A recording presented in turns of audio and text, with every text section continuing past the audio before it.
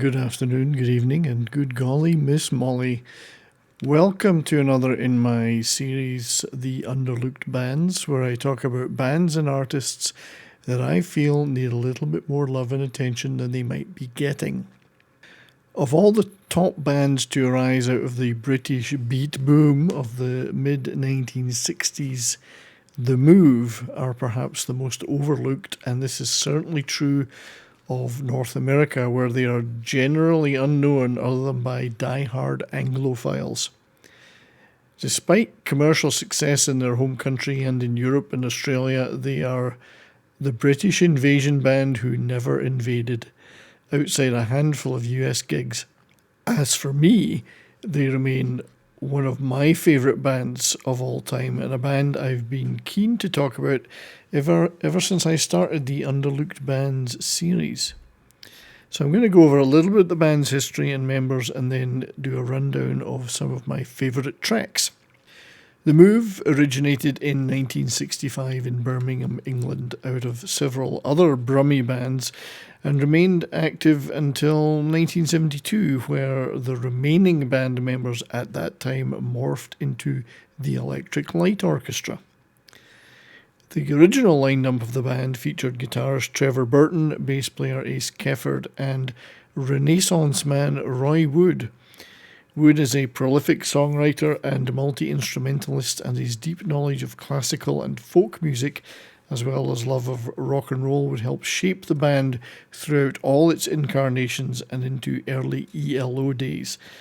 Wood never met an instrument he couldn't play, and as well as ELO, he also went on to form, after the Move, rock and roll revival band Wizard. The Move, those three guys were joined in the Move by singer Carl Wayne and powerhouse drummer Bevan. And Bevan too would remain throughout the lifetime of the band and then move into ELO. And while Wayne was the lead singer, all members of the band took lead at some times, which gave them a wide range of voices available on their songs. Now, later and final incarnations of the band featured bassist Rick Price, future ELO maestro Jeff Lynne, and multi-instrumentalist Richard Tandy, who also headed for ELO membership.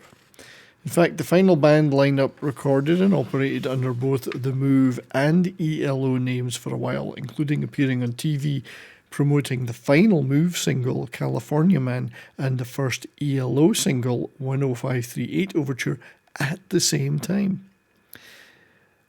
While in common with many other 1960s English bands, The Move started out steeped in soul and R&B and beat boom sounds, they pretty soon progressed, and their diverse slate of self-penned songs included jangly guitar pop, freak beat and psychedelic wig-outs, proto-metal and hard rock with a very bass riff-driven sound, and classical influences that pointed to the future ELO. Their 4 studio albums and handful of non-album singles and EPs are a treasure trove of songs waiting to be mined. Early notoriety for the band was provided by their publicity hound manager Tony Secunda, who marketed the band as bad boys dressed as gangsters, signing contracts on nude models, and ultimately getting them sued for defamation by British Prime Minister Harold Wilson. Good times.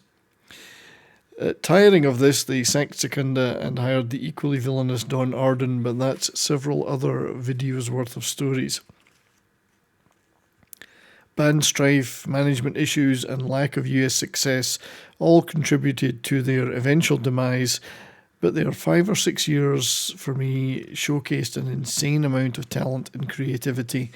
Their 4 studio albums are packed with gems, and they are now regarded as one of the most inventive 1960s bands, championed by Anglophiles in the US, such as Cheap Trick and Todd Rundgren.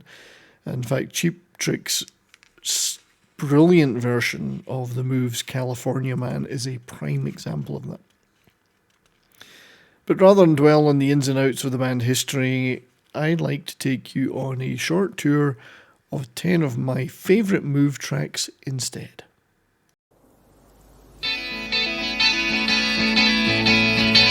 Woke up one morning half asleep with all my blankets in a heap and yellow roses scattered all around.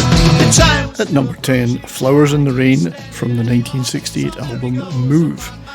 This 1967 British hit single had the distinction of being the first hit played on BBC Radio 1, the new all-pop national station. Written by Roy Wood, this is quintessential 1960s psychedelic pop with fairy tale lyrics and classical instruments. It's also never earned the band a penny in royalties, as then manager Tony Secunda publicised the single using a postcard of then Prime Minister Harold Wilson in bed with his secretary. Wilson sued for defamation, won, and all royalties were donated to charity in perpetuity. Great job, Tony. I am just sitting watching flowers in the rain, feel the power of the rain, keeping me cool.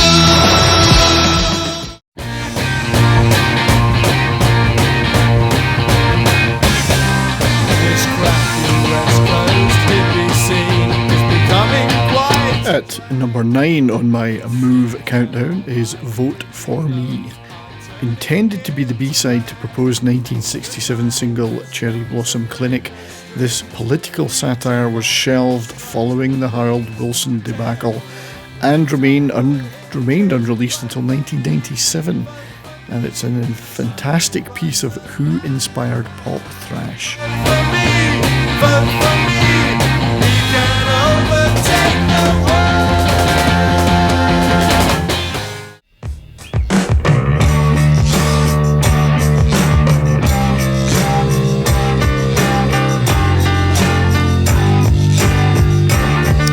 Coming in at number 8 is Feel Too Good.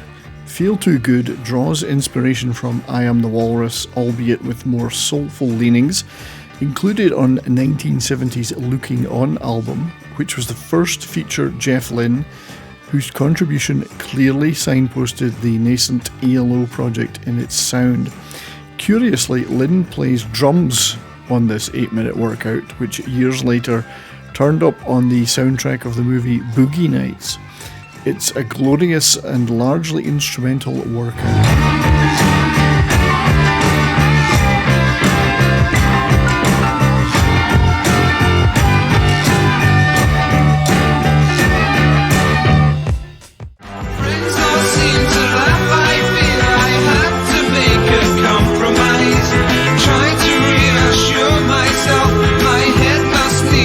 At number 7 is Fire Brigade from the 1968 album Move. Released as a single in the UK, it reached number 3 in the charts, and it's easy to see why. Quintessential jangly guitar pop with a catchy hook and brilliant backing vocals. It's peak pop Move and always makes me smile, no matter how often I hear it. Set the place afire. Run and get the fire brigade. Get the fire brigade. See the burning start to really burn.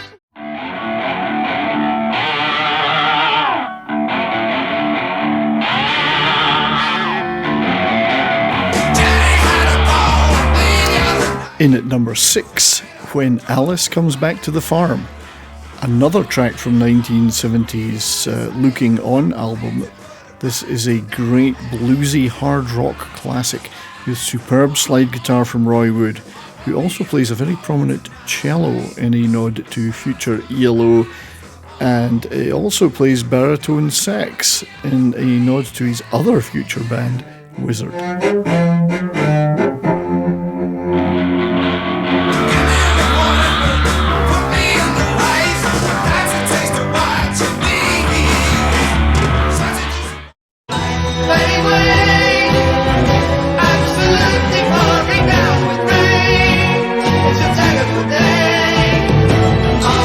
At number 5 in this list of my favourite Move tracks is Blackberry Way. This is a 1968 non-album single which reached number 1 on the British charts, but which also split the first incarnation of the band, with Carl Wayne refusing to sing lead on it and guitarist Trevor Burton leaving the group in protest as he didn't like the pop direction it took. Conversely, it's Roy Wood's favourite Move song to this day, and I love its cinematic, doomy, psychedelic bleakness. Definitely not a sunny Summer of Love sound. What am I supposed to do now? Goodbye, Blackberry Way. I can't see you, I don't need you. Goodbye, Blackberry Way. Should you want me back another day?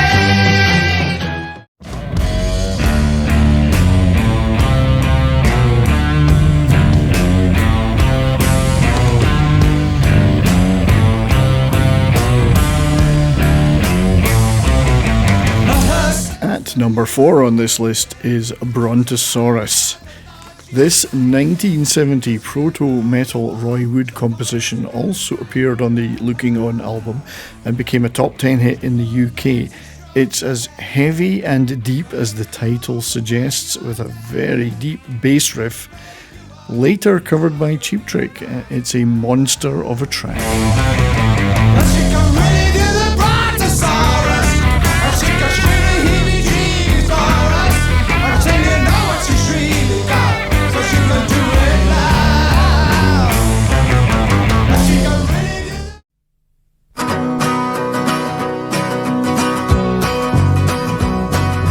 That's the road, it's over there, and leading down to nowhere. This is the age when you're allowed to have your own chair. Getting into the top 3 now on this list of my favourite Move tracks is Tonight. This folk rock 1971 single is a largely acoustic guitar driven track with some Harrison-esque guitar figures. Roy Wood and Jeff Lynne handle vocals on this super catchy song, which showcases a slightly different side to the band, and it was originally written for vocal group The New Seekers. I'll be over tonight. If you say you're mine, I'll be over tonight. You can put you on. You can't spell what you found. I know that you're not my kind. I can hear the grass grow. I can hear the grass grow. I see rainbows in the evening. Can't seem to puzzle out this. At number 2 on this list is I Can Hear the Grass Grow. This 1967 single remains one of my favourite songs of all time by any band. The fairy tale lyrics delivered by Wayne, Wood and Kefford in turn are propelled by a thumping bass riff and thunderous drums. One of the best pop songs of the 1960s bar none. And check out the live version from the Fillmore West gigs in 1969, where it becomes a monster hard rock workout. I can hear the grass grow. I can hear the grass grow. I see rainbows in the evening.